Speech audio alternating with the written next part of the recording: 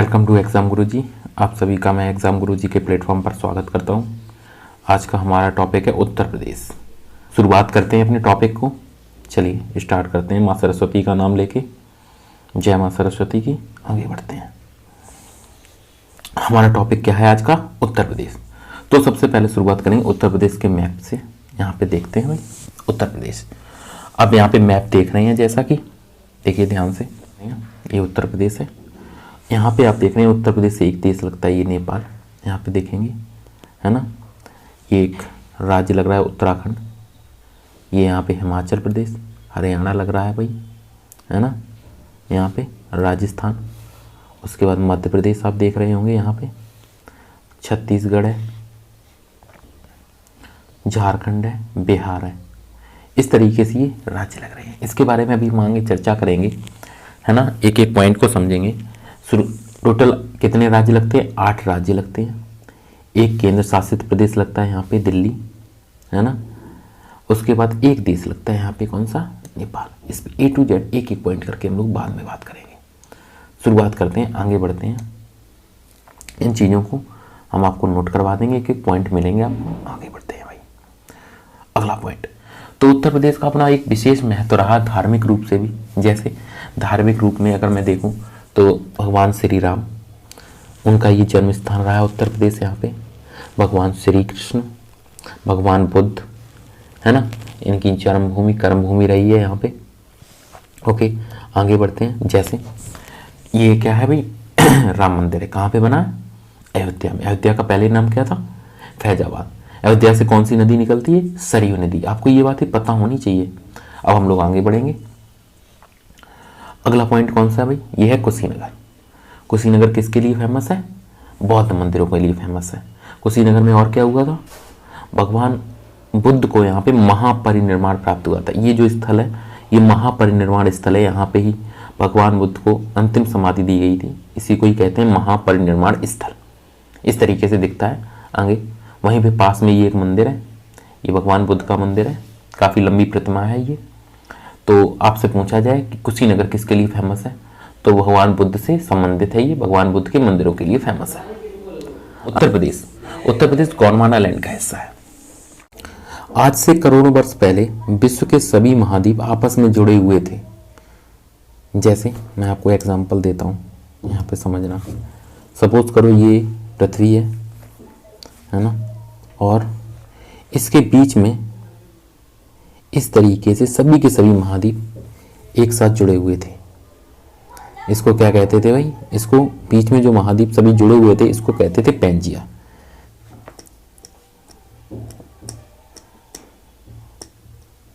Pangaea कहा जाता था। फिर क्या हुआ? धीरे धीरे इसके बीच में ये 2 भागों में बट गया। ये क्या हुआ भाई? 2 भागों में बट गया ये। जैसे ये 2 भागों में बट गया। जो 2 भाग बने वो कौन से 2 भाग बने भाई? वो ये 2 भाग बने, नंबर 1 लॉरेंसिया और नंबर 2 गोंडवाना लैंड। पैंजिया 2 भागों में बट गया। क्या बना? एक बना लॉरेंसिया, एक बना गोंडवाना लैंड। जो अपना भारत है वो इसी गोंडवाना लैंड का हिस्सा है। लॉरेंसिया से कौन सा बना? उत्तरी अमेरिका, उसके बाद यूरोप और एशिया। हालांकि भारत एशिया का ही हिस्सा है, लेकिन भारत जो है वो गोंडवाना लैंड से निकला है। ये जो हिस्सा आप देख रहे होंगे यहाँ पे, ये भारत है।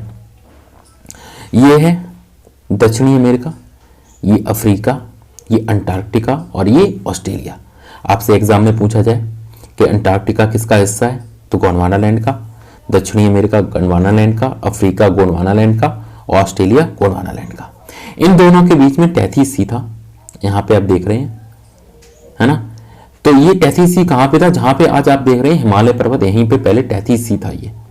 तो क्या हुआ कि भारत धीरे धीरे जाके एशिया से टकरा गया, और यहाँ पर क्या हुआ कि हिमालय का निर्माण हो गया, और भारत किसके साथ मिल गया? एशिया के साथ मिल गया। जैसे यहाँ पे देखेंगे आप, आज के आधुनिक मानचित्र के बारे में देखते हैं। यहाँ पे देखेंगे आज का ये जो आधुनिक मानचित्र है, ये पहले ऐसे नहीं था। मैंने आपको बताया पहले क्या था? पैंजिया था, उसके बाद 2 भागों में बट गया, लॉरेंसिया और गोंडवाना लैंड। गोंडवाना लैंड के कौन कौन से हिस्से हैं? South America, Africa, Australia, Antarctica और भारत। और यहाँ पे ये आप हिमालय देख रहे हैं, यहाँ पे पहले क्या था, टेथीस सी था, है ना। तो ये भारत जो है किसका हिस्सा है भाई, गोंडवाना लैंड का है। क्यों, क्योंकि इसकी जो चट्टानें हैं किससे मिलती हैं, अफ्रीका की चट्टानों से, साउथ अमेरिका की चट्टानों से, ऑस्ट्रेलिया की चट्टानों से और अंटार्कटिका की चट्टानों से, ये आपस में मैच करती हैं। ओके, आगे बढ़ते हैं इसके आगे। और मैंने क्या बताया, और लॉरेंसिया के अमेरिका, नॉर्थ अमेरिका, यूरोप और एशिया। लॉरेंसिया को ही अंगारा लैंड भी कहते हैं, इस बात को आप याद रखना। आगे बढ़ते हैं, अगला पॉइंट। अगला पॉइंट क्या कहता है, उत्तर प्रदेश उत्तरी गोलार्ध का हिस्सा है। अब उत्तरी गोलार्ध क्या है, ध्यान से समझना बेटा इस बात को। जैसे अपनी पृथ्वी में क्या किया गया, दो प्रकार की रेखाएं मानी गई हैं। ग्लोब में आपने देखा वो दो प्रकार की रेखाएं मिलती हैं, एक क्षैतिज रेखाएं बेटा, एक तो क्षैतिज रेखाएं होती हैं, ध्यान से समझना। इस प्रकार से ग्लोब में आपने देखा होगा, इनको कहते हैं अक्षांशीय रेखाएं। क्या कहते हैं, अक्षांशीय रेखाएं। एक होती है लंबवत रेखाएं, इनको कहते हैं देशांतर रेखाएं। क्या कहते हैं भाई, देशांतर। इसको क्या कहते हैं, अक्षांश रेखाएं। क्या कहते हैं, अक्षांश रेखाएं। तो 0 डिग्री अक्षांश रेखा को क्या कहते हैं, भूमध्य रेखा कहते हैं, और क्या कहते हैं, विषुवत रेखा कहते हैं, है ना। अब ये जो विषुवत रेखा है या भूमध्य रेखा है, ये पृथ्वी को दो हिस्सों में बांट देती है। अगर ये पृथ्वी को दो हिस्सों में बांट दे, जैसे कि यहाँ पे भूमध्य रेखा ने दो हिस्सों में बांट दिया, तो पहले हिस्से को, जो ऊपर वाला हिस्सा होगा, इसको हम लोग क्या कहेंगे, ऊपर वाले हिस्से को कहेंगे नॉर्दर्न हेमिस्फीयर, और नीचे वाले हिस्से को कहेंगे साउदर्न हेमिस्फीयर। अर्थात ऊपर वाले हिस्से को कहेंगे उत्तरी गोलार्ध और नीचे वाले हिस्से को क्या कहेंगे, दक्षिणी गोलार्ध। तो यही आपको बताया गया कि उत्तर प्रदेश जो है वो उत्तरी गोलार्ध में स्थित है। क्यों, क्योंकि भारत भी उत्तरी गोलार्ध में स्थित है, तो उत्तर प्रदेश भी उत्तरी गोलार्ध में स्थित है बेटा, है ना। बात समझ में आ गई होगी। इसी प्रकार से बच्चों 0 डिग्री देशांतर रेखा, ये आप देख रहे हैं, ये यहाँ पे 0 डिग्री देशांतर रेखा दिख रही है। ये क्या करती है, पूरी पृथ्वी को दो भागों में बांट देती है। इस पूर्वी हिस्से को कहते हैं पूर्वी गोलार्ध, और इस पश्चिमी हिस्से को कहते हैं पश्चिमी गोलार्ध। क्या कहते हैं, पश्चिमी गोलार्ध। और ये जो 0 डिग्री देशांतर रेखा है, ये लंदन के ग्रीनविच से होकर गुजरती है। एग्जाम में कभी कभी पूछ लिया जाता है, तो बताओ कि 0 डिग्री देशांतर रेखा कहाँ से होकर गुजरती है, तो आप बताएंगे लंदन के ग्रीनविच से होकर गुजरती है।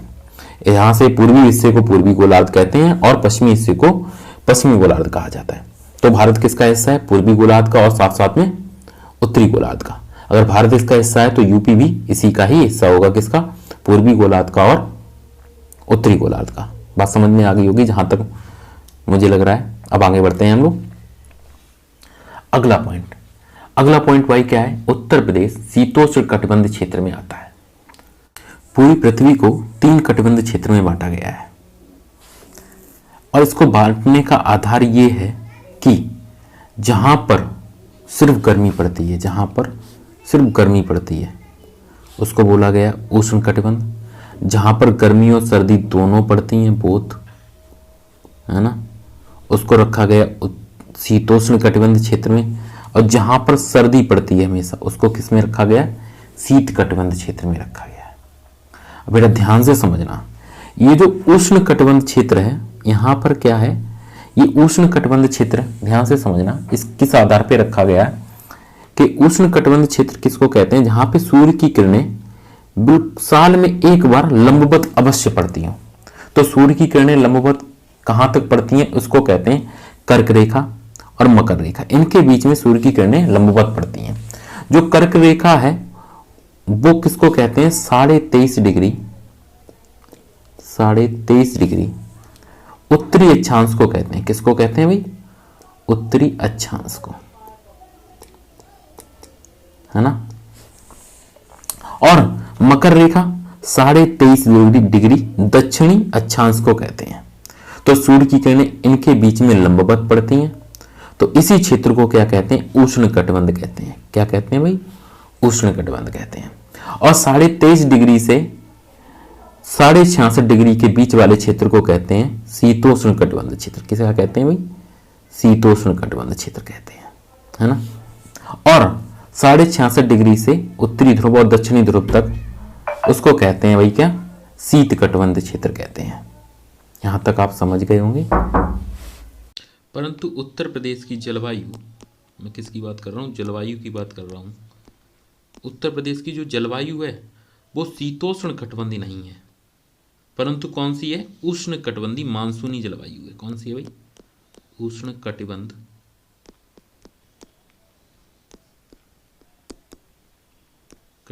मानसूनी, उष्ण कटिबंध मानसूनी। आप इस बात को याद रखेंगे। अब अगले पॉइंट पे बढ़ते हैं भैया। परंतु कर्क रेखा भारत से होकर गुजरती है, तो सवाल ये बनता है कि कर्क रेखा किन किन देशों से होकर गुजरती है। ये सवाल एग्जाम में आता है। और सवाल ये भी आता है कि भूमध्य रेखा कौन कौन से देशों से होकर गुजरती है, और मकर रेखा किन किन देशों से होकर गुजरती है। ये है कर्क रेखा, ये है भूमध्य रेखा, और ये है भाई मकर रेखा। तो आप देखें यहाँ से कर्क रेखा किन किन महाद्वीपों से होकर गुजरती है। उत्तरी अमेरिका, अफ्रीका, और किससे, एशिया से। वहीं पर भूमध्य रेखा जो है वो कहाँ से होकर गुजरती है, दक्षिणी अमेरिका से और अफ्रीका से। उसके बाद अगर मैं मकर रेखा की बात करूं तो कहाँ से गुजरेगी, दक्षिणी अमेरिका से, अफ्रीका से, और कहाँ से, ऑस्ट्रेलिया से। तो एक एग्जाम में सवाल आता है कि कर्क रेखा, मकर रेखा और भूमध्य रेखाएं, ये तीनों रेखाएं किस एक महाद्वीप से होकर गुजरती हैं।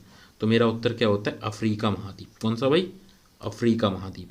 अफ्रीका महाद्वीप एकमात्र ऐसा महाद्वीप है जिससे ये तीनों रेखाएं होकर गुजरती हैं। चलिए आगे बढ़ते हैं।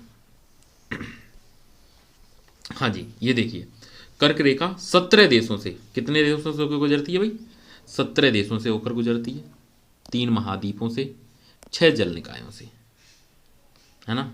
उत्तरी, जैसे कौन सा, उत्तरी अमेरिका, पहला महाद्वीप कौन सा है भाई, उत्तरी अमेरिका। इसमें कहाँ से, बहामास से और मैक्सिको से होकर गुजरती है। अफ्रीका में कौन कौन से देश, मिस्र, लीबिया, नाइजर, अल्जीरिया, माली, पश्चिमी सहारा और मॉरिटानिया। उसके बाद एशिया में आ जाएं, Taiwan, China, Myanmar, Bangladesh, Bharat, Oman, संयुक्त अरब अमीरात और सऊदी अरब।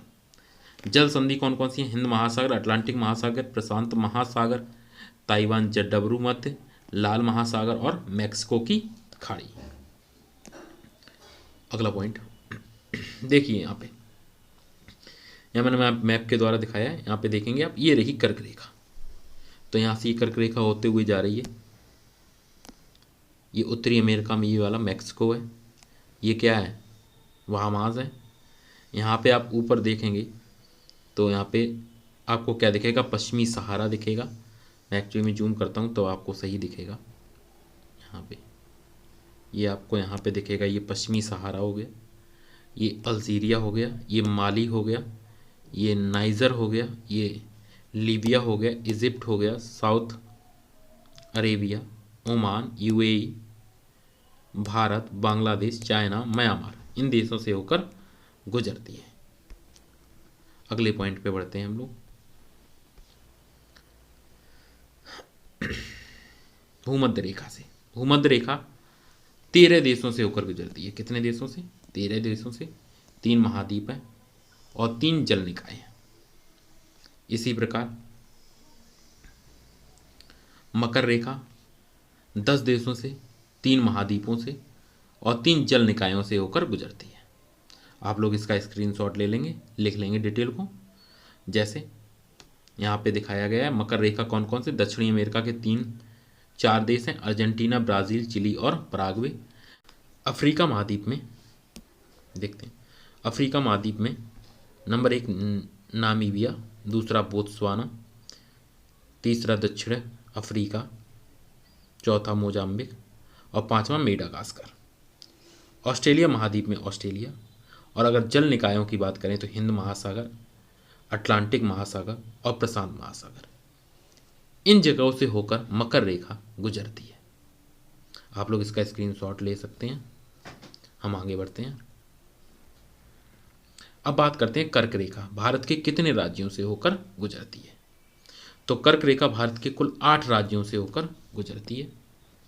पहला राज्य गुजरात, दूसरा राजस्थान, पहला गुजरात, दूसरा राजस्थान, तीसरा मध्य प्रदेश, चौथा छत्तीसगढ़, पांचवा झारखंड, छठा पश्चिम बंगाल, सातवां त्रिपुरा और आठवां मिजोरम। और कर्क रेखा के जस्ट उत्तर में उत्तर प्रदेश स्थित है, आप देख सकते हैं। अब हम आगे बढ़ते हैं। अगला पॉइंट है उत्तर प्रदेश एशिया महाद्वीप का हिस्सा है। उत्तर प्रदेश एशिया महाद्वीप का हिस्सा है, अर्थात भारत यहाँ पे एशिया महाद्वीप का हिस्सा है, इसलिए उत्तर प्रदेश भी किसका हिस्सा है? एशिया महाद्वीप का हिस्सा है। अगला पॉइंट, भारतीय मानक समय रेखा IST भारत के उत्तर प्रदेश से होकर गुजरती है। IST इस तरीके से आप देखेंगे यहाँ पे, Indian standard time line 82.5 degree पूर्वी देशांतर रेखा इस तरीके से होके जाती है। यहाँ से आप देखेंगे ध्यान से, तो सबसे पहले उत्तर प्रदेश से यहाँ पे मिलती है ना, यहाँ से होकर गुजरती है। तो कितनी है ये? 82.5 डिग्री पूर्वी देशांतर। 82.5 डिग्री पूर्वी देशांतर को क्या बोला गया? इंडियन स्टैंडर्ड IST टाइमलाइन, भारतीय मानक समय रेखा। आप सभी को याद रहना चाहिए। तो एक तो उत्तर प्रदेश से होकर जाती है IST, और अन्य तो पूछा जाता है कुल कितने राज्यों से होकर जाती है, तो आप बताएंगे कुल 5 राज्यों से होकर जाती है। कितने राज्यों से भाई? कुल 5 राज्यों से। तो अन्य राज्य कौन कौन से हैं जिससे होकर भारतीय मानक समय रेखा जाती है? अन्य राज्य मध्य प्रदेश, छत्तीसगढ़, उड़ीसा और आंध्र प्रदेश। तो कुल कितने हो गए? 5। पहला यूपी, आप लोग याद रखेंगे ऐसे, पहला यूपी, दूसरा MP, तीसरा छत्तीसगढ़, चौथा ओडिशा, है ना, पांचवा आंध्र प्रदेश AP। इस तरीके से आप लोग याद कर लेंगे। यूपी, उत्तर प्रदेश, मध्य प्रदेश, छत्तीसगढ़, उड़ीसा और आंध्र प्रदेश। कुल कितने? 5। कुल 5 राज्यों से होकर गुजरती है क्या? IST भारतीय मानक समय रेखा। अगला पॉइंट, हम लोग अगले पॉइंट पे बढ़ते हैं। उत्तर प्रदेश के सीमावर्ती राज्य। उत्तर प्रदेश की भारत के 8 राज्यों तथा एक केंद्र शासित प्रदेश और एक देश के साथ सीमा लगती है। उत्तर प्रदेश कुल कितने राज्य? 8 राज्य, एक केंद्र शासित प्रदेश और एक देश, इनके साथ उत्तर प्रदेश अपनी सीमा साझा करता है। इसमें सबसे ज़्यादा जो उत्तर प्रदेश की सीमा लगती है, अगर राज्यों में मैं बात करूं तो सबसे ज़्यादा MP के साथ लगती है, और सबसे कम अगर लगती है तो वो हिमाचल प्रदेश के साथ में सीमा लगती है। देखते हैं इन पॉइंटों को एक एक करके। ये रहा उत्तर प्रदेश का मैप। जैसे यहाँ पे क्या दिखाया गया है, देखिए आप, ये एक देश लगता है, कौन सा? नेपाल। यहाँ पे ये नेपाल है, एक देश हो गया।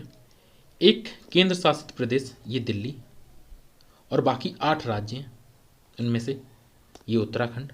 पहले उत्तराखंड उत्तर प्रदेश का ही हिस्सा था, सन 2000 में इसको अलग कर दिया गया, और इसी के पास में ये हिस्सा लगता है किसका? हिमाचल प्रदेश का। साथ में ये कौन सा हिस्सा लगता है? हरियाणा का, राजस्थान का, और ये मध्य प्रदेश, ये छत्तीसगढ़, झारखंड और बिहार। इस तरीके से कुल 8 राज्य उत्तर प्रदेश के साथ अपनी सीमा साझा करते हैं। अब एक एक करके इन पॉइंटों को आप लोग स्क्रीन देखेंगे। इसका आप चाहें तो स्क्रीनशॉट भी ले सकते हैं। राज्य कौन कौन से लिखे हैं? उत्तराखंड, हिमाचल प्रदेश, हरियाणा, राजस्थान, मध्य प्रदेश, छत्तीसगढ़, झारखंड और बिहार। केंद्र शासित प्रदेश एक लगता है दिल्ली, देश नेपाल।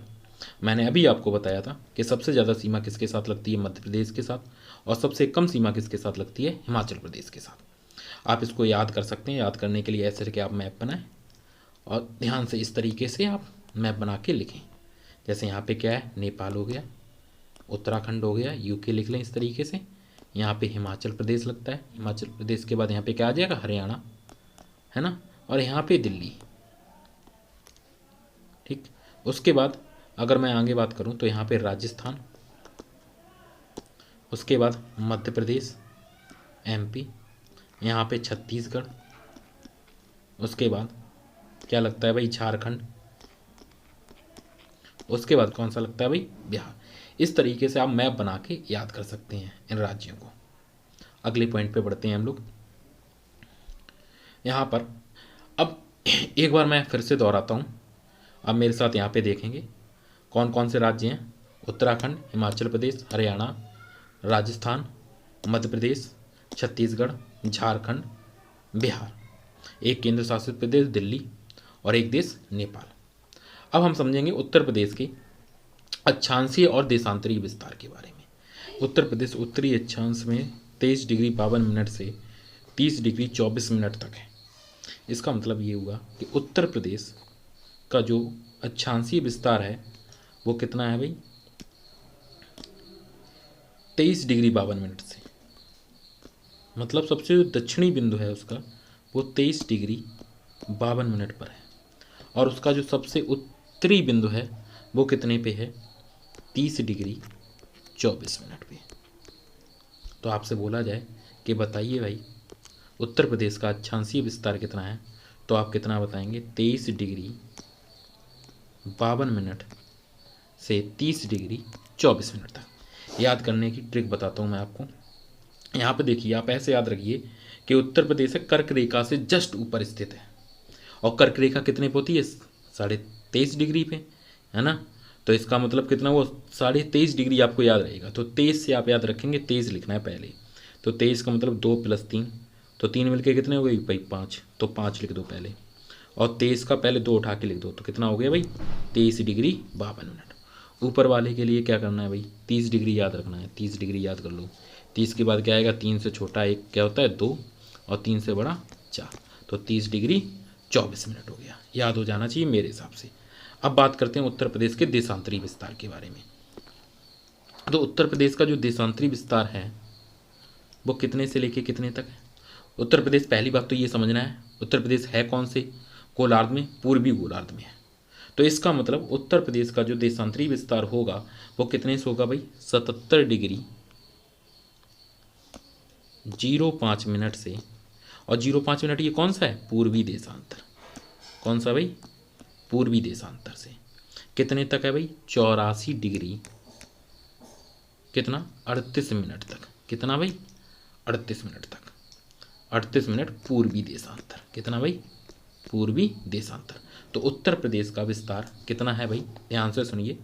उत्तर प्रदेश का जो देशांतरी विस्तार है वो 77 डिग्री 05 मिनट से 84 डिग्री 38 मिनट पूर्वी देशांतर तक है। इसका मतलब अब आपको उत्तरी अक्षांशीय और देशांतर विस्तार आपको याद करना है। तो मैंने आपको अक्षांशीय विस्तार तो याद करा दिया, 23 याद रखना है तो 23 पहले लिख दो, 23 डिग्री, और 2 3 5, है ना, और 2 उठा के लिख देने, 23 डिग्री 52 मिनट। अब भाई ऊपर तो 30 डिग्री, 3 से छोटा 2, 3 से बड़ा 4, तो 30 डिग्री 24 मिनट। यहाँ पे क्या याद रखना? 77 डिग्री 05 से कितने के बीच में? 84 डिग्री 38। 8 से भाई 8 का आधा 4, 4 से छोटा 3, और फिर से 8 आ गया। ये ट्रिक से आप याद कर लेंगे, है ना। तो याद हो जाना चाहिए। ट्रिक कैसे भी बना लो, अपनी लिंक कर लो, याद कर लो, बस यही काम होना चाहिए और कुछ नहीं। अब आगे बढ़ते हैं हम लोग। अब अगला बिंदु देखते हैं। वो अभी उत्तर प्रदेश के अक्षांशीय विस्तार के बारे में हमने पढ़ लिया है। अब हम पढ़ेंगे भारत के अक्षांशीय विस्तार के बारे में। इसके बारे में भी एक बार जान लेते हैं। तो देखते हैं भाई भारत का अक्षांशीय विस्तार। भारत का सबसे दक्षिणी बिंदु कौन सा भाई? इंदिरा पॉइंट है, जो कि कितने डिग्री पे है? 6 डिग्री 4 मिनट पर स्थित है। भारत का मुख्य भूमि का सबसे दक्षिणी बिंदु कैप कोमोरिन है, जो कि 8 डिग्री 4 मिनट उत्तरी अक्षांश पर है। भारत का सबसे उत्तरी बिंदु इंदिरा कॉल है, जो कि कश्मीर के सियाचिन में स्थित है। यह 37 डिग्री 6 मिनट उत्तरी अक्षांश पर स्थित है। अब देखते हैं इसके देशांतरीय विस्तार के बारे में। भारत का देशांतरीय विस्तार। भारत का सबसे पूर्वी बिंदु अरुणाचल प्रदेश है का किबथू है। भारत का सबसे पूर्वी बिंदु अरुणाचल प्रदेश का किबथू है, जो कि 97 डिग्री 25 मिनट पूर्वी देशांतर में स्थित है। भारत का सबसे पश्चिमी बिंदु गुजरात का फुआर मोती या गौर माता भी इसको कहते हैं, है ना। ये 68 डिग्री 7 मिनट पूर्वी देशांतर पर स्थित है। अभी तक हमने पढ़ा है उत्तर प्रदेश के राजनीतिक विभाजन के बारे में। अब हम पढ़ेंगे उत्तर प्रदेश की प्राकृतिक या भौगोलिक सीमा के बारे में। वे सीमाएं जो प्रकृति द्वारा उत्तर प्रदेश की सीमाएं बनाती हैं, राजनीतिक नहीं, जो भगवान ने बनाई। प्राकृतिक सीमा किसको कहते हैं? जो प्रकृति के द्वारा सीमा बनाई गई उन सभी को क्या कहेंगे? प्राकृतिक सीमाएं। जैसे उत्तर प्रदेश के उत्तर में क्या है? हिमालय, वो क्या करता है? इसकी उत्तरी सीमा बनाता है। पश्चिम में क्या है? यमुना नदी है, जो कि उसकी क्या करता है? भाई पश्चिमी सीमा का निर्धारण करता है। जैसे पहले पॉइंट हम देखेंगे भाई, क्या पहला पॉइंट है कि उत्तर प्रदेश के उत्तर में हिमालय की शिवालिक श्रेणी पड़ती है, जो कि उसकी उत्तरी सीमा का निर्धारण क्या करती है? निर्माण करती है। तो एग्जाम में पूछ लिया जाएगा कि बताओ उत्तर प्रदेश के उत्तर में निम्न में से कौन सी श्रेणी पड़ती है? विंध्याचल पर्वत श्रेणी दे जाएगा, शिवालिक श्रेणी दे सकता है, सतपुड़ा की श्रेणी दे सकता है। तो आप क्या लगाएंगे भाई? शिवालिक श्रेणी। उत्तर प्रदेश की जो उत्तरी सीमा का निर्धारण करता है कौन करता है? हिमालय की शिवालिक श्रेणी निर्माण करती है। उत्तर प्रदेश के उत्तर में कौन सी श्रेणी भाई? शिवालिक श्रेणी। अगले बिंदु, अगला बिंदु क्या कहता है भाई? उत्तर प्रदेश के पश्चिम और दक्षिण पश्चिम की सीमा यमुना नदी बनाती है। पश्चिमी भाग ये और कौन सी? दक्षिण पश्चिम ये। तो इन दोनों जगह कौन सी भाई है? यमुना नदी है। क्या भाई? यमुना नदी। ये प्राकृतिक सीमा बनाती है। और क्या कहता है? उत्तर प्रदेश के दक्षिणी सीमा जो है यहाँ पे कौन सी श्रेणी बनाती है भाई? विंध्याचल पर्वत श्रेणी। कौन सी भाई? विंध्याचल पर्वत। विंध्याचल पर्वत क्या करता है? उत्तर प्रदेश की दक्षिणी सीमा का निर्धारण करता है। और उत्तर प्रदेश की पूर्वी सीमा कौन बनाती है? गंडक नदी बनाती है। इस तरीके से यहाँ पे गंडक नदी। तो बोला जाए कि उत्तर प्रदेश की सबसे पूर्वी नदी कौन सी है, तो आप क्या बताएंगे? गंडक नदी। बोला जाए उत्तर प्रदेश की सबसे पश्चिमी नदी कौन सी है, तो आप क्या बताएंगे? यमुना नदी, क्योंकि यमुना नदी पश्चिमी सीमा बनाती है और गंडक नदी पूर्वी सीमा बनाती है। आपको ये बात याद रहेगी। अगले बिंदु पे चलते हैं भाई, स्क्रीनशॉट लेके आगे बढ़ते हैं। चलिए अब देखेंगे उत्तर प्रदेश के हम कुछ महत्वपूर्ण बिंदु देखेंगे। यहाँ पे भारत और उत्तर प्रदेश, मैंने दोनों के बीच में मैंने एक सारणी बनाई है, उनके फैक्ट के बारे में जानेंगे। जैसे यहाँ पे देखें क्षेत्रफल वर्ग किलोमीटर में, तो भारत का क्षेत्रफल कितना है? अगर भाई हम देखें तो 32,87,263 किलोमीटर स्क्वायर। वहीं उत्तर प्रदेश का कितना है? 2,40,928 किलोमीटर स्क्वायर या वर्ग किलोमीटर। क्षेत्रफल की बात करें प्रतिशत में, तो पूरे विश्व का 2.4% क्षेत्रफल है भारत के पास, जबकि उत्तर प्रदेश भारत का केवल और केवल 7.33% भाग है।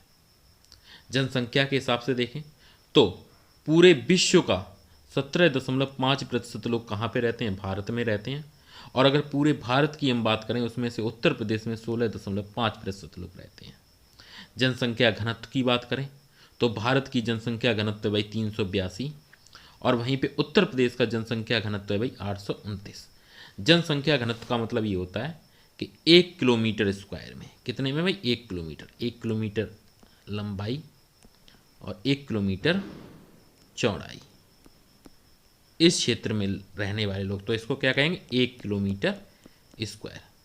इतने क्षेत्र में, तो उत्तर प्रदेश के इस 1 किलोमीटर स्क्वायर क्षेत्रफल में 829 लोग रहते हैं, जबकि पूरे भारत में 382 एवरेज है। वहीं लिंगानुपात की अगर हम बात करें तो भारत का लिंगानुपात है 943, जबकि उत्तर प्रदेश का लिंगानुपात है 912। कुल साक्षरता दर की बात करते हैं, भारत का कुल साक्षरता दर है 74.04%, उत्तर प्रदेश का है 67.68%। वहीं पे पुरुष साक्षरता की बात हम करें तो कितना है भाई? 82.14%। वहीं पे उत्तर प्रदेश का है 77.28%। महिला साक्षरता की बात करें तो 65.46%। वहीं उत्तर प्रदेश में कितनी है? 57.8%। आपको ये डाटा याद करके जाना है। एग्ज़ाम में इनसे कुछ डायरेक्ट पॉइंट पूछे जा सकते हैं, जैसे जनसंख्या घनत्व, ये तो ज़रूर आपको देखना है। लिंगानुपात है ना, उसके बाद क्षेत्रफल के बारे में डायरेक्ट पूछा जा सकता है। तो ये कुछ इंपॉर्टेंट फैक्ट हैं, ये आपको याद करके जाने हैं। अगले बिंदु पर बढ़ते हैं हम लोग। उत्तर प्रदेश की पूर्वी और पश्चिमी लंबाई, मैंने आपको पहले ही बताया, पूरब से पश्चिम की लंबाई। किससे भाई? पूरब से पश्चिम की लंबाई। अगर यहाँ पे ये पूर्वी बिंदु है और ये पश्चिमी बिंदु है, तो ये लंबाई कुल कितनी है भाई? 650 किलोमीटर। कितनी है भाई? 650 किलोमीटर।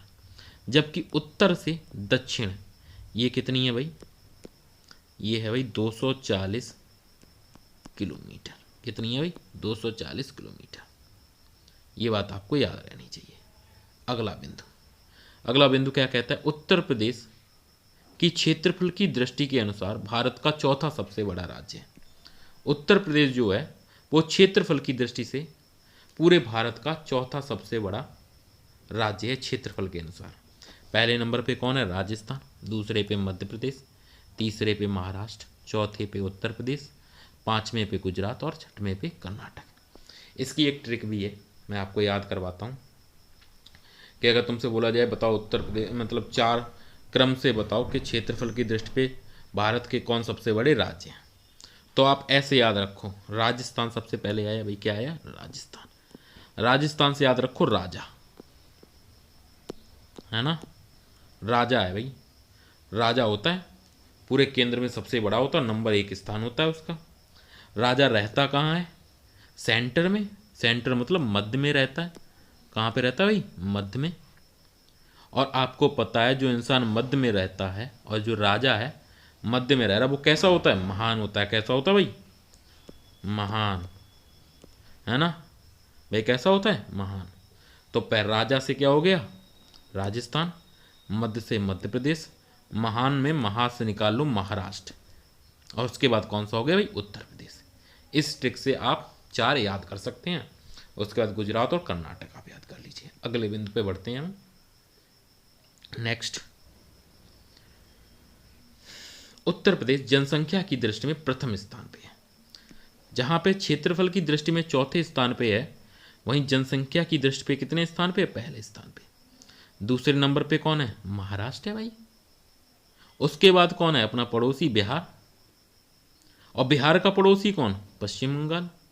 उसके बाद उत्तर प्रदेश का पड़ोसी कौन? मध्य प्रदेश। भाई ये 5 राज्य हैं क्रम से जिनमें जनसंख्या सबसे ज़्यादा है। पहले पे उत्तर प्रदेश, दूसरे पे महाराष्ट्र, तीसरे पे बिहार और चौथे पे पश्चिम बंगाल, उसके बाद मध्य प्रदेश। ठीक, अगले बिंदु पे बढ़ते हैं भैया। नेक्स्ट, उत्तर प्रदेश का सबसे उत्तरी जिला कौन सा है भाई? सहारनपुर। अच्छा, अब यहाँ पे मैं जिलों की बात करूँ तो 4 जिले हैं यहाँ पे, पहले समझेंगे फिर उसकी एक एक डिटेल को समझेंगे। सबसे उत्तरी जिले की बात करें तो सबसे उत्तरी जिला कौन सा होता है? सहारनपुर है। कौन सा भाई? सहारनपुर। वहीं पर अगर मैं दक्षिणी जिले के बारे में बताऊं तो दक्षिणी जिला कौन सा होगा भाई? सोनभद्र। कौन सा है? सोनभद्र है। और वहीं पे पूर्वी जिले की अगर मैं बात करूं तो कौन सा है भाई? बलिया है। कौन सा है भाई? बलिया। और वहीं पे अगर मैं कौन सी बात करूं, पश्चिमी जिले की बात करूं, तो ये कौन सा होगा भाई? शामली होगा। कौन सा होगा भाई? शामली। अब एक एक करके इनके पॉइंट के बारे में देखेंगे। उत्तर प्रदेश का सबसे उत्तरी जिला कौन सा भाई? सहारनपुर। यह उत्तराखंड, हिमाचल प्रदेश और हरियाणा से सीमा लगती है। सहारनपुर जिले की कौन कौन से कितने राज्यों से? कुल 3 राज्यों से लगती है इसकी सीमा। कितने? 3 राज्य, उत्तराखंड, हिमाचल प्रदेश और हरियाणा, ये 3 राज्य लगते हैं।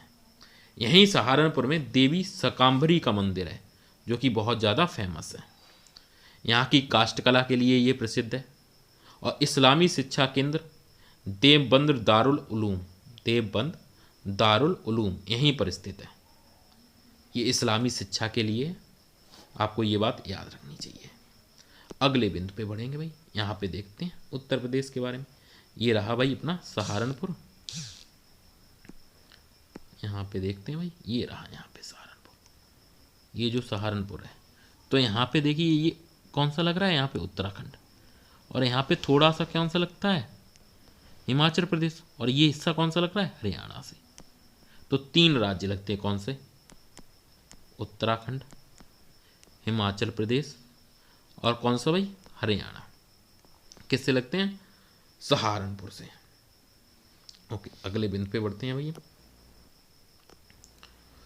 अगला बिंदु क्या है कि उत्तर प्रदेश का सबसे दक्षिणी जिला कौन सा भाई, सोनभद्र। अभी मैंने आपको बताया भी था भाई, है ना। यहाँ पे देखें ये वाला, ये सोनभद्र है। सोनभद्र कितने से लगता है, तो आप देखेंगे भाई सोनभद्र 4 राज्यों से लगता है। एक तो ये मध्य प्रदेश, यहाँ पे छत्तीसगढ़, झारखंड और बिहार, 4 राज्यों से इसकी सीमा लगती है। सोनभद्र के बारे में समझते हैं भाई। सोनभद्र, इसे उत्तर प्रदेश की पावर कैपिटल यानी ऊर्जा राजधानी कहा जाता है। क्या कहा जाता है, ऊर्जा राजधानी। क्यों, क्योंकि यहाँ पे बहुत सारी बिजली संयंत्र हैं। यहाँ पे बहुत सारे क्या है भाई, बिजली संयंत्र, जिसके कारण इसको क्या कहते हैं, पावर कैपिटल कहते हैं। उत्तर प्रदेश का पावर कैपिटल किसे कहते हैं, तो आप क्या बताओगे, सोनभद्र को। यह सर्वाधिक वनावरण वाला जिला है, यहाँ पे सबसे ज़्यादा वनावरण पाया जाता है। आपसे एग्जाम में पूछा जाए बताओ उत्तर प्रदेश में सबसे ज़्यादा किस जिले में वनावरण, तो आप क्या बताएंगे कि भाई सोनभद्र जिले में।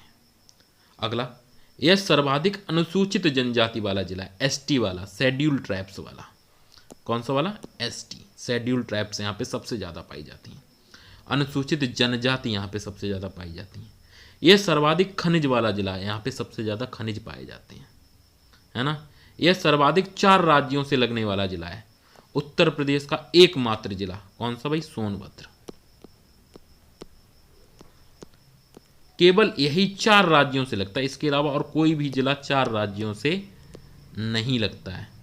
कौन से 4 राज्य हैं, मध्य प्रदेश, छत्तीसगढ़, झारखंड और उसके बाद कौन सा भाई, बिहार। आपको ये याद रखने हैं। बढ़ते हैं अगले बिंदु की तरफ। सबसे पूर्वी जिला कौन सा है भाई, बलिया। ये देखेंगे आप, सबसे पूर्वी जिला यहाँ पे ये बलिया हो गया। और अगर मैं बात करूँ सबसे पश्चिमी जिले की, तो सबसे पश्चिमी जिला कौन सा है, शामली। ये रहा शामली, ये शामली है भाई। इसकी सीमा किससे लगती है, हरियाणा से लगती है शामली की। और जबकि बलिया की सीमा किससे लगती है, बिहार से लगती है। इतने फैक्ट हो गए, आपको ये याद करके जाने, इंपॉर्टेंट फैक्ट है। अगला बिंदु, हिमाचल प्रदेश से उत्तर प्रदेश का एकमात्र जिला कौन सा लगता है, सहारनपुर लगता है। सिर्फ और सिर्फ हिमाचल प्रदेश की किससे सीमा लगती है, सहारनपुर से। वहीं पर छत्तीसगढ़ और झारखंड, इनकी केवल सीमा किससे लगती है, सोनभद्र से लगती है। ये बात आपको याद रहनी चाहिए। अगले बिंदु पर हम पढ़ते हैं। अब हम पढ़ेंगे उत्तर प्रदेश की राजनीतिक संरचना के बारे में। पहला बिंदु देखेंगे हम।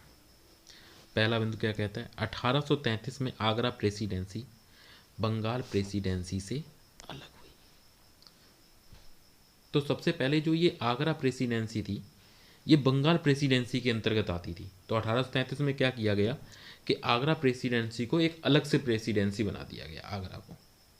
उसके बाद 1834 में क्या हुआ, 1834 में आगरा प्रेसिडेंसी का नाम बदलकर उत्तर पश्चिमी प्रांत रखा गया। क्या रखा गया, उत्तर पश्चिमी प्रांत, जिसका मुख्यालय कहाँ बनाया गया, आगरा में बनाया गया।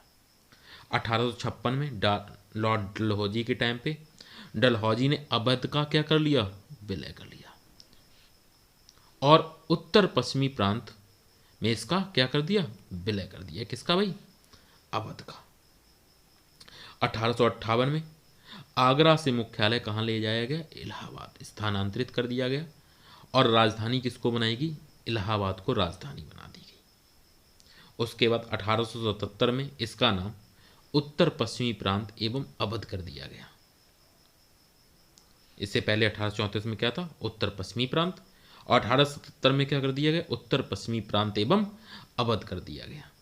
इसके बाद 1902 में इसका फिर से नाम बदल दिया गया, और नाम बदलकर क्या रखा गया, आगरा एवं अवध का संयुक्त प्रांत कहा जाने लगा है। इसको क्या कहा जाने लगा, आगरा एवं अवध का संयुक्त प्रांत। अगला बिंदु, अब 1921 में उत्तर प्रदेश की राजधानी इलाहाबाद से कहाँ ले जाएगी, लखनऊ बनाएगी। इससे पहले कहाँ थी, इलाहाबाद में थी। उससे पहले कहाँ पे थी? आगरा में थी। उसके बाद अब 1920 में क्या कर दिया गया? इलाहाबाद से राजधानी को कहाँ ले आया गया? लखनऊ में।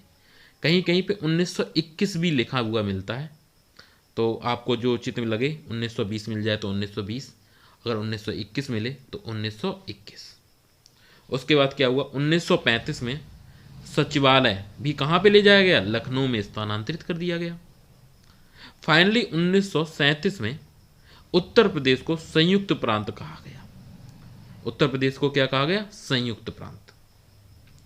अंत में 24 जनवरी 1950 को क्या हुआ कि संयुक्त प्रांत का पूरा नाम बदलकर, संयुक्त प्रांत का नाम बदलकर क्या कर दिया गया? उत्तर प्रदेश कर दिया गया। कब किया गया? 24 जनवरी 1950 को। इसीलिए 24 जनवरी, कब? 24 जनवरी को उत्तर प्रदेश दिवस मनाते हैं। क्या मनाते हैं? उत्तर प्रदेश दिवस मनाते हैं भाई। क्या मनाते हैं भाई? उत्तर प्रदेश दिवस। आपको ये बात याद रखनी चाहिए, है ना? क्या बनाते हैं भाई? उत्तर प्रदेश दिवस बनाते हैं। आगे बढ़ते हैं भाई अगले बिंदु पे। अगला बिंदु क्या कहता है भाई? अगला बिंदु कहता है कि 1 नवंबर 1956 को राज्य का क्या किया गया? पुनर्गठन किया गया। क्या किया गया भाई? पुनर्गठन। और 9 नवंबर सन 2000 को उत्तर प्रदेश के 13 पर्वतीय जिले पृथक करके क्या किया गया? उत्तराखंड राज्य का गठन किया गया। उत्तराखंड उत्तर प्रदेश के कितने जिलों से मिलकर बना है? 13 पर्वतीय जिलों को, पर्वतीय जिलों के आधार पर क्या किया गया था? उत्तराखंड का निर्माण किया गया था, गठन किया गया था। कब किया गया था? 9 नवंबर सन 2000 को। 9 नवंबर सन 2000 पहले उत्तर प्रदेश का कुछ जो नक्शा था वो कुछ शेर की आकृति का लगता था, जो कि अब किसकी आकृति का लगता है? जैसे हाथी सूंड उठाए हुए हो या गेंडे के आकार का। एग्जाम में पूछ लिया जाता है कि उत्तर प्रदेश का, वर्तमान उत्तर प्रदेश का नक्शा किसके जैसा लगता है? तो गेंडे के जैसा, है ना? एक सींग वाले गेंडे के जैसा, या सूंड उठाए हुए हाथी के जैसा। अगले बिंदु पे चलते हैं भैया। अगला बिंदु क्या कहता है कि उत्तर प्रदेश में शासन प्रणाली का वर्णन किसमें है भाई? उत्तर प्रदेश में जो शासन प्रणाली है वो संविधान के भाग 6, है ना? संविधान के किसके अनुसार? भाग 6 के अनुसार, और अनुच्छेद 152 से 237 के अनुसार यहाँ पे क्या होता है? शासन प्रणाली चलती है। और उत्तर प्रदेश में लोकसभा सीटें कितनी है भाई? 80। राज्यसभा की सीटों की कितनी संख्या कितनी है? 31। जबकि उत्तर प्रदेश में विधानसभा की सीटें किसकी भाई? विधानसभा की सीटें अगर मैं बात करता हूँ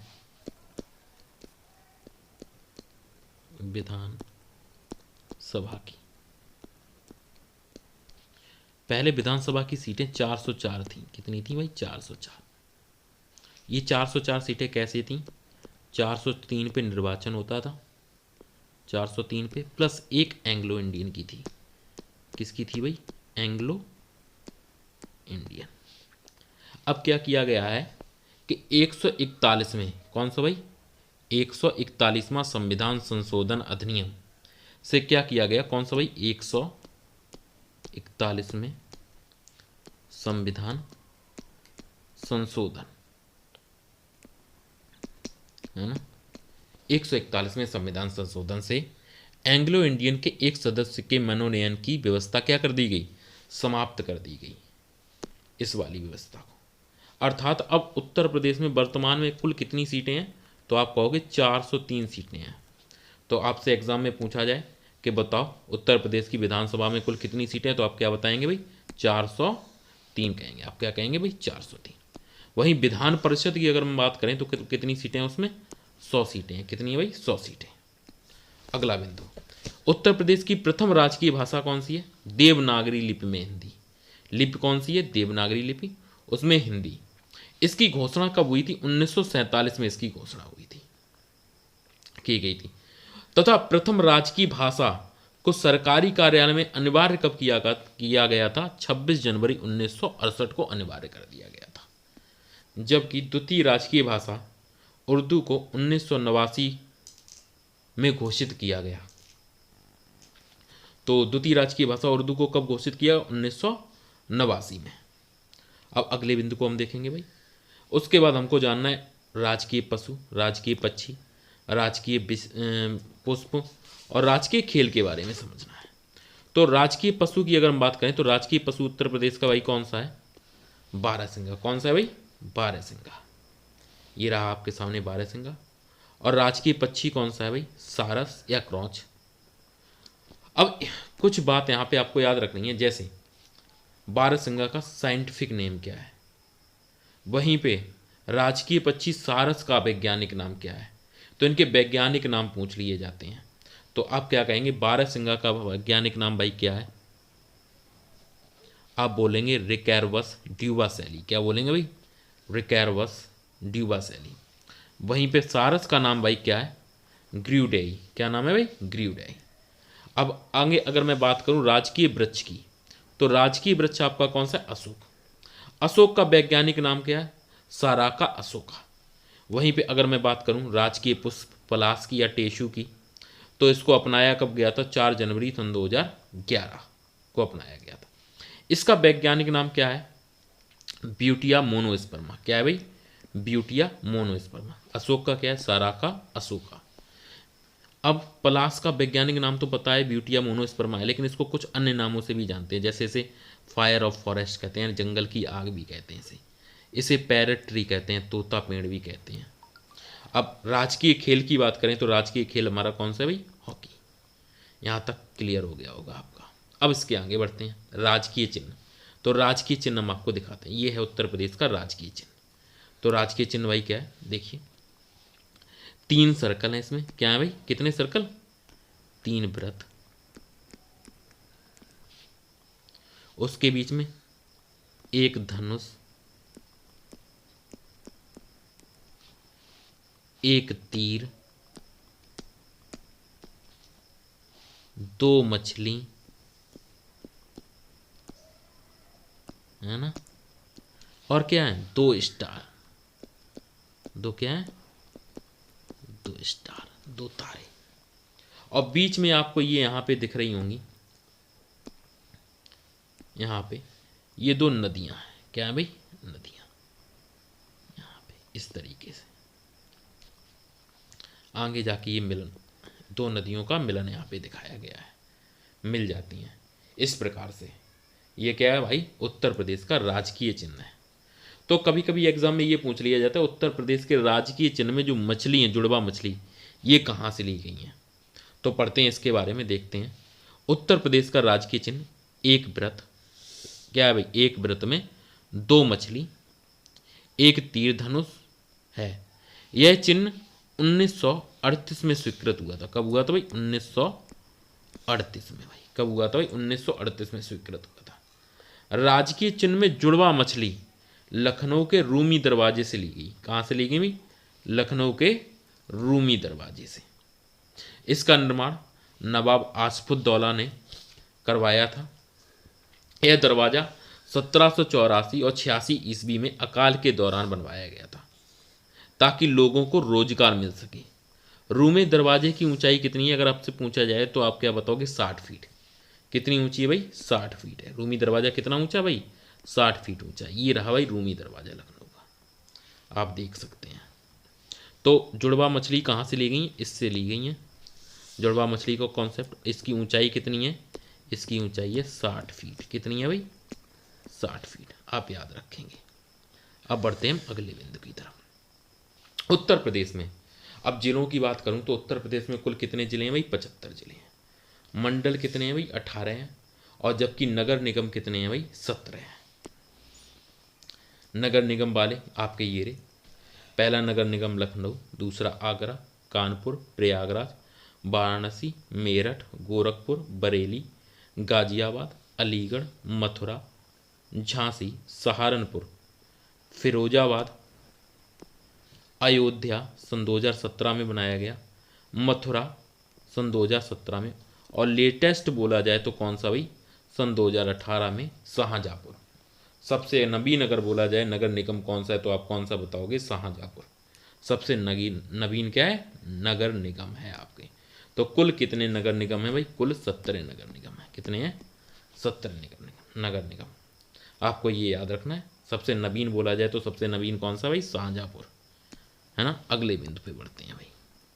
अब यहाँ पे क्या दिए हैं मुझे, मुख्यालय दिए कुछ, मुख्यालय से भिन्न नाम वाले जिले आपको ये याद रखने, जैसे कि मोस्टली ऐसे ज़िले हैं जिनका मुख्यालय उसी ज़िले के ही नाम पे मुख्यालय वहीं पे है। जैसे मैनपुरी का मुख्यालय कहाँ है, मैनपुरी में। एटा का मुख्यालय कहाँ है, एटा में है मोस्टली। लेकिन ये कुछ ज़िले ऐसे हैं इनके क्या है भाई, मुख्यालय अलग है। जैसे अमेठी है, अमेठी का मुख्यालय कहाँ पे है, गौरीगंज में है। संत कबीर नगर का कहाँ है, खलीलाबाद में है।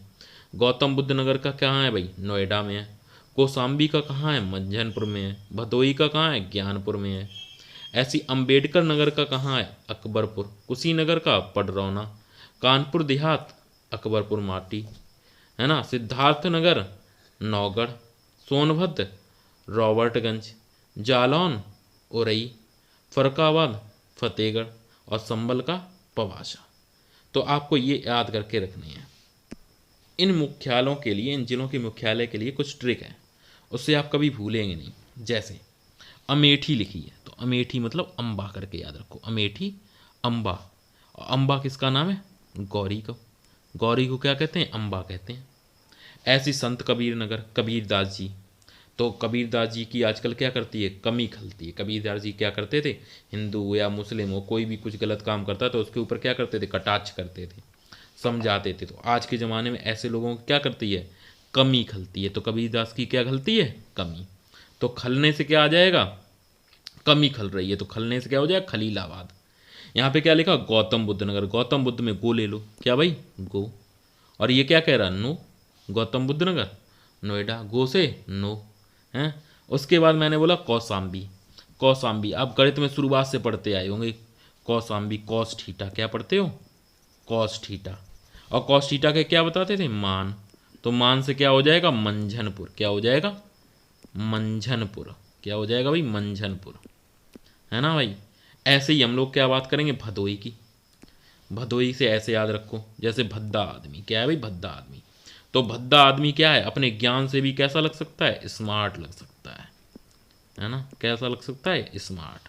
तो भद्दा आदमी क्या लगेगा, स्मार्ट लगेगा। किससे भाई, अपने ज्ञान से। उससे भी क्या हो जाएगी, उसकी वैल्यू बढ़ जाएगी। ऐसी अंबेडकर नगर में, अंबेडकर नगर अकबरपुर, दोनों आ से मिल रहे, अंबेडकर अकबर दोनों आपस में मिल रहे हैं ना, वो सभी ऐसे याद रख लो। जैसे यहाँ पे अगला क्या है, कुशीनगर। कुशीनगर का, कुशी मतलब खुशी। खुशी से क्या बना लो भाई, खुशी, है ना। और खुशी जब हो तो क्या होता है, कभी कभी खुशी में इंसान क्या करने लगता है, रोने भी लगता है। खुशी में रोता है तो खुशी, और क्या हो गया, रोना।